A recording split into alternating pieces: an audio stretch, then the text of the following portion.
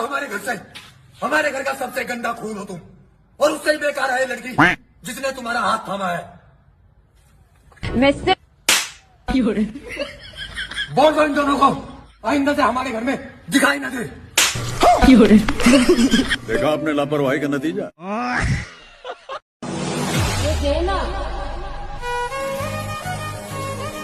उस दिन मैंने कीर्ति को पहली बार देखा है। लाइफ के अगले 60 साल इसके साथ क्लोजअप में बिताना चाहता, पर साथ ही इसे वाइड एंगल में भी देखना चाहता। छाका है भाई।